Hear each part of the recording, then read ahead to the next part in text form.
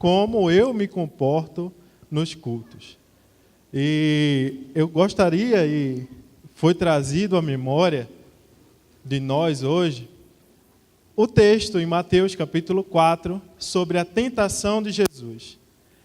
E a última resposta que Jesus disse ao seu tentador, a serpente, Satanás, Jesus falou: adore somente ao Senhor, o seu Deus, e só a Ele preste culto. Adore a Deus e só a Deus preste culto. Adorar e cultuar. Jesus fala de duas palavras diferentes, que são coisas semelhantes, porém diferentes. Adorar é uma posição que você se coloca diante de um Deus que é todo-poderoso. Adorar tem, inclusive, reflexo na cultura greco-romana. É a posição daquela pessoa que se coloca de joelho e se inclina na frente daquele a qual é o objeto de adoração. Se inclina o suficiente a conseguir beijar os seus pés. Ele se coloca diante da pessoa e diz que aquela pessoa, o objeto de adoração, é soberano sobre a minha vida. Ele pode tudo. Ele tem todo o poder, toda a honra e toda a glória. E Jesus nos fala que nós devemos adorar somente a Deus. Adorar somente a Deus, não é a César, não é a homem nenhum, não é a Herodes, não é a qualquer pessoa que possa ser o nosso guia espiritual, não é qualquer pessoa que possa ser o nosso mentor no trabalho, na escola. A ninguém. Adorar somente a Deus. E somente a Deus prestar culto. E isso significa que nós devemos reconhecer que há somente uma pessoa no universo, em que deve ser o objeto da nossa adoração. Ao único que é digno de receber a honra, a glória, a força e o poder. Nós devemos adorar somente a Deus. E quando ele diz que nós devemos adorar somente a Deus, ele também está dizendo outra coisa. Nós só devemos adorar a Deus, porém, só existe uma situação que nos relaciona com Deus, que é a posição de adorador. Você adore somente a Deus, também significa que você, além de só adorar a Deus, o relacionamento que você tem com esse Deus é somente adoração. Não existe outro tipo de relacionamento que você possa chegar a Deus sem ser você se tornando servo em objeto e prestando a sua adoração a esse Deus que criou todo o universo, que criou todos nós. Portanto, adorar é se colocar debaixo da mão de Deus e reconhecer que Ele é soberano. Ele tem todo o poder e merece toda a honra e toda a glória. É saber que nós fomos criados com o propósito de adorar. E em resposta à nossa adoração é que nós prestamos culto a Ele. O culto, portanto, é aquilo que nós apresentamos a Deus como resposta de uma escolha que nós fazemos, que é ser adorador. Cultuamos a Deus porque somos adoradores. E enquanto adoramos a Deus, nós prestamos culto a Ele. Isso é algo que a gente vê em várias passagens bíblicas. Por exemplo, quando Jesus está ao poço com a mulher samaritana, ele conversa com aquela mulher em João, no Evangelho de João, capítulo 4, e diz: está chegando a hora, de fato já chegou, que o Pai irá procurar por adoradores que o adorem em espírito e em verdade. São esses adoradores que o Pai procura. O Pai nos procura para adorar em espírito e em verdade. Portanto, se nós encontramos o Pai, foi porque Ele nos procurou. E se Ele nos procurou e nos achou para ser adoradores. Adoradores desse Deus que criou todo o universo. Adoradores que, rendidos, prestamos culto a Ele. E o que é o culto? O culto é aquilo que nós fazemos de coração, diante de Deus, e em vários aspectos da nossa vida. A gente vê a expressão que Jesus usou em Mateus capítulo 4, versículo 10, só a Ele preste culto, a gente vê em várias situações do Novo Testamento. Por exemplo, quando Simeão, o sacerdote, estava no seu serviço sacerdotal e chega Jesus, o bebê Jesus, infante, para ser apresentado a Deus no templo. Jesus chega, Simeão vê aquele bebê e diz assim: Senhor, muito obrigado pela promessa que o Senhor cumpriu agora. Obrigado, porque agora eu vejo a salvação. Despede em paz esse teu servo. Simeão, quando ele encontra Jesus, está durante o seu serviço sacerdotal, se diz que ele está prestando culto a Deus. Quando nós estamos vendo também na igreja de Antioquia, em Atos capítulo 13, há uma reunião de pastores e mestres, e eles estão orando e jejuando. E também se diz que esses homens estavam prestando culto a Deus. Romanos capítulo 15, versículo de 8 a 12, também diz que o ministério de Paulo, no meio dos gentios, é um culto a Deus. Mais ainda, quando Paulo recebe visita dos irmãos da igreja de Corinto, os irmãos da igreja de Corinto, eles levam as suas ofertas e doam as suas ofertas às pessoas que são necessitadas. Isso se diz que é um culto a Deus. A própria oferta que Paulo recebe de Epafrodito, Paulo recebe encarcerado, ele recebe uma visita de Epafrodito, e essa visita também se relaciona como um culto a Deus. Em Romanos capítulo 12, quando se fala sobre os governantes das nações, aqueles que são postos sobre Deus, se fala também que isso, o serviço de governança civil, é um culto a Deus. Portanto, o serviço no templo, nós vemos as nossas orações e jejuns, nós vemos a visita a um encarcerado, temos também o serviço de governança civil, temos também as doações que fazemos aos necessitados. Tudo isso é descrito como um culto a Deus. E o que é culto a Deus? Culto a Deus é tudo o que fazemos. Tudo que fazemos na nossa vida é um culto a Deus. Fazemos isso porque somos adoradores e adoramos a Deus. Em resposta à nossa adoração, nós cultuamos. Mas, como tudo o que fazemos é um culto a Deus, existe também um momento especial que os santos se reúnem para estar reunidos, para também prestar culto a Deus. O momento especial nós fazemos no domingo pela manhã, e estamos fazendo isso agora, inclusive. É um momento em que nós estamos cantando louvores a Deus. Nós estamos compartilhando uns com os outros da nossa comunhão. Nós estamos encorajando uns aos outros. Nós estamos fortalecendo e contribuindo com as nossas ofertas para o reino de Deus.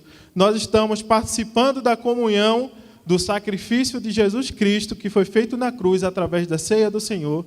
E nós estamos também ouvindo mensagens, orando e cultuando a Deus nesse momento aqui. Esse momento é especial. É um momento em que nos ajuda a nos preparar para aquele momento em que vai ser mais especial ainda. O momento em que o Senhor Jesus nos chamar para ir prestar culto na glória. Estamos aqui, irmãos, nos preparando para um culto em que vai ser feito para sempre. Para sempre nós iremos cultuar a Deus e lá não vai entrar algo que nos distraia. Não vai entrar algo que nos tire do objeto da adoração e do relacionamento, do culto que nós devemos estar com Deus. Se estamos nos preparando para lá, então vamos nos preparar de forma adequada. Portanto, quando nós estamos chegando, nós estamos no sábado à noite, nos preparando para o culto no dia seguinte. O culto com os irmãos. Nós temos que lembrar que nós estamos preparando para um momento especial.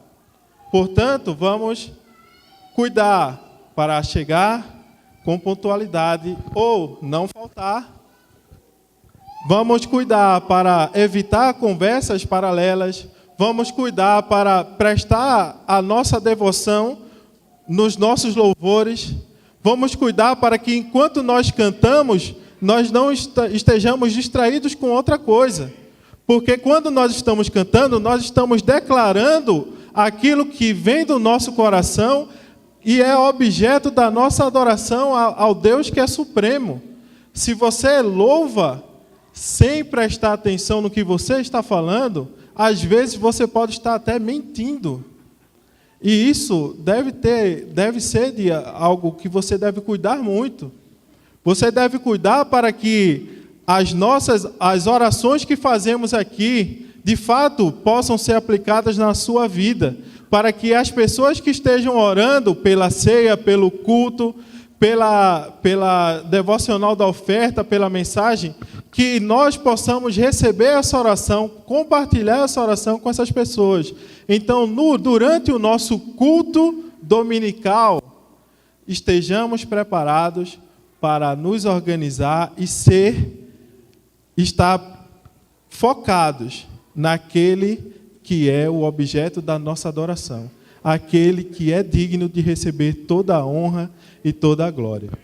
Nós estamos aqui hoje sabendo que culto é o que estamos fazendo agora, mas culto também é o que fazemos lá fora. Culto também não é só esse momento das 10 até as 11h30, meio-dia. O culto não acaba ao meio-dia. O culto começa ao meio-dia do domingo e termina ao meio-dia do próximo domingo. E vai continuando assim até a volta de Cristo, ou não. Porque quando Cristo voltar, o que é que vamos fazer lá? Adorar a Deus. Adorar a Deus. Portanto, estejamos preparados para servir ao Senhor, prestar o nosso culto na igreja, no templo, na nossa casa, na nossa escola, no nosso trabalho, na mesa dos nossos familiares, no jantar do Réveillon, durante o nosso almoço, quando nós acordarmos, tudo isso é culto a Deus. Tudo isso nós vamos fazer nos preparando, buscando sempre alcançar a adoração ao Senhor. Nós, quando nós estamos preocupados com isso, preocupados com o fato de vir aqui à igreja, quando nós viemos aqui à igreja, nós estamos querendo nos encontrar com Deus. E quando nós nos encontramos com Deus, há um aspecto que sempre se fala na Bíblia, que é o temor ao Senhor. A gente vê isso em Isaías, capítulo 6, quando a glória de Deus enche o templo. Isaías diz: ai de mim, estou perdido, porque sou um homem de lábios impuros e ando no meio de homens de lábios impuros. Ai de mim, que agora o Senhor vai me consumir. Quando nós vemos também que Pedro, que estava no barco com Jesus, vendo aquela mensagem que Jesus falava, vendo o milagre que ele fez da pesca maravilhosa, e percebeu que há um aspecto de divindade em Jesus, Pedro disse: afasta-te de mim, porque eu sou um homem pecador.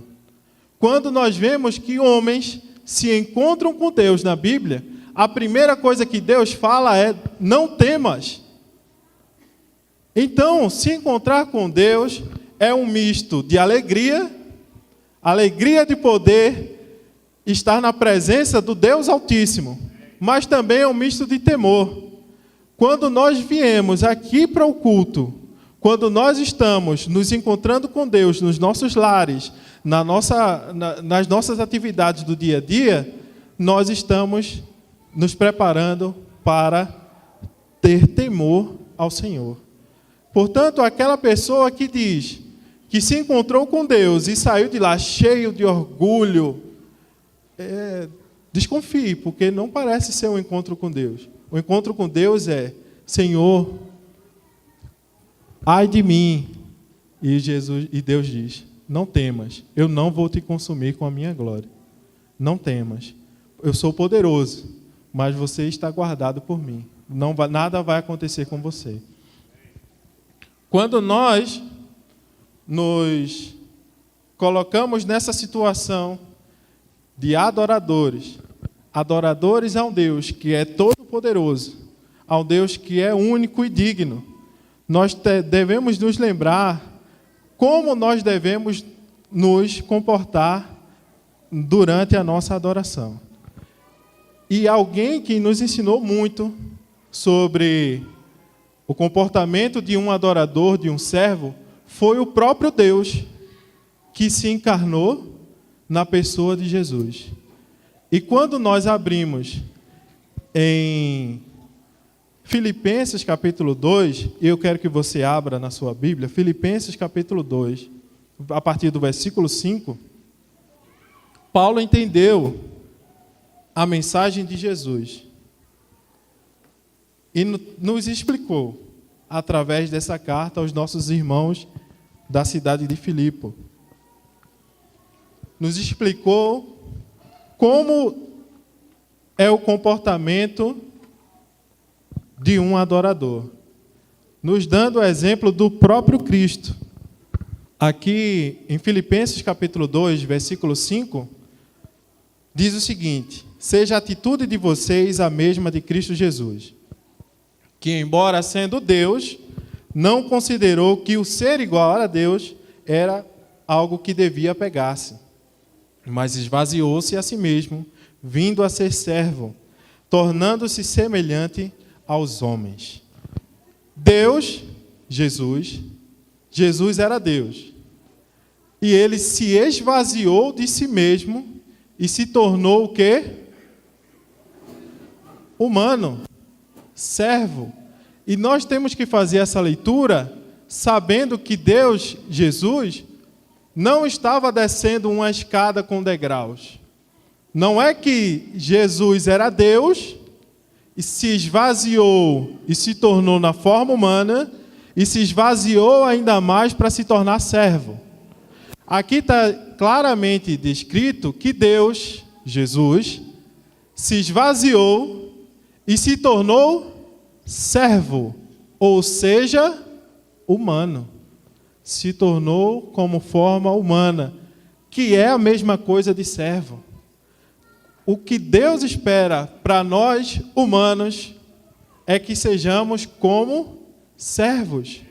Jesus nos ensinou a ser servo do Deus Altíssimo. Jesus nos ensinou a humildade, ao amor ao próximo, a buscar as coisas do reino em primeiro lugar, a ter compaixão com o próximo, com aquela pessoa que está necessitada. Jesus nos ensinou a buscar as coisas de Deus e a adorar o Senhor, a ter reverência, a conversar com as pessoas a respeito do Deus Altíssimo. Jesus nos ensinou a nos tratar e nos comportar como servos daquele nosso Deus que é digno de toda a glória.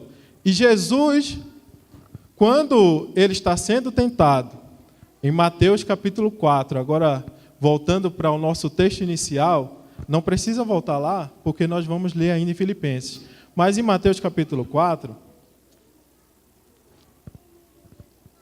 quando nós lembramos do momento da tentação, a tentação de Jesus foi o seguinte: Satanás dizia: Jesus, tu és o Filho de Deus.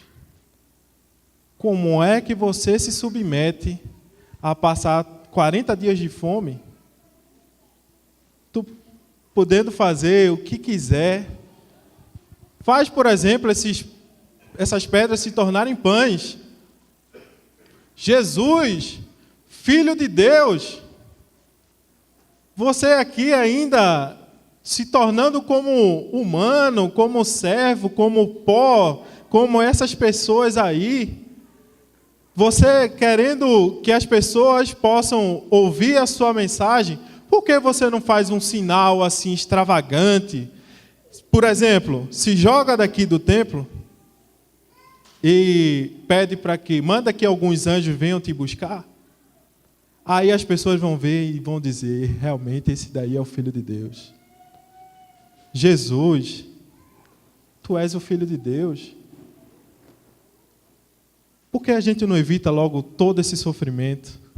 E eu vou te dar todo o poder e honra e glória. Para que isso, Jesus? E a resposta de Jesus: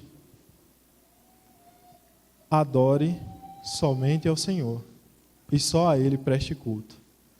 O Filho de Deus, Altíssimo, que se esvaziou e se tornou servo, ele não quis nada disso. Não quis a honra dos homens, não quis pular etapas, ele quis adorar. Ele quis se colocar na posição de servo. Ele quis se colocar na posição daquele que espera a vontade do Pai. Ele quis se colocar na posição daquelas pessoas que, mesmo sofrendo, mesmo morrendo em morte de cruz, eles não vai adorar outra coisa e não vai prestar culto a outra coisa senão ao Pai soberano que está nos céus. É esse Jesus que nos ensina a ser servos. E esse Jesus é que sobre esse Jesus que Paulo continua falando aqui aos Filipenses no capítulo 2. Eu terminei a leitura no versículo 7, mas vamos ler o versículo 8. E sendo encontrado em forma humana, humilhou-se a si mesmo e foi obediente até a morte, e morte de cruz. Por isso Deus os exaltou à mais alta posição e lhe deu o nome que está acima de todo nome, para que ao nome de Jesus se dobre todo o joelho no céu, na terra e debaixo da terra, e toda língua confesse que Jesus Cristo é o Senhor, para a glória de Deus Pai. Jesus nos ensina a transformar a nossa vida em um culto a Deus. E Ele fez isso. Foi a morte de cruz. Mas o Senhor o exaltou. E acima do nome de Jesus não há outro nome. E toda a língua há de confessar que o nome de Jesus, que Jesus é o Senhor. É o Jesus que nos ensina a ser servos. Portanto, nós vamos aprender com Jesus. Aprender a colocar a nossa vida nessa perspectiva.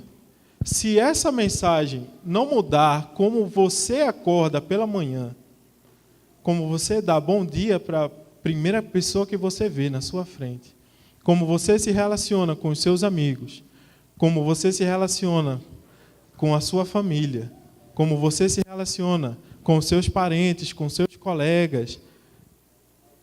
Não muda. Se essa mensagem de Jesus não mudar como você se relaciona nesse mundo criado por Deus, cheio de pessoas que são todas elas servos e servas, foram criados para ser servos e servas. Se isso não mudar, eu acredito que nada mude mais. Porque o Senhor Jesus nos ensinou a adorar a Deus acima de todas as coisas. E que esse caminho de Jesus, essa mensagem de Jesus, é que nós possa entrar no nosso coração. E vamos dar graças a Deus. Graças a Deus pelo seu Filho Jesus, que veio à terra aqui, veio ao mundo, habitou entre nós e nos ensinou a amar ao próximo, a adorar a Deus e a cuidar uns dos outros. Que nosso Jesus, o nosso Senhor, possa nos ensinar a nos amar e amar a Deus acima de todas as coisas. Amém.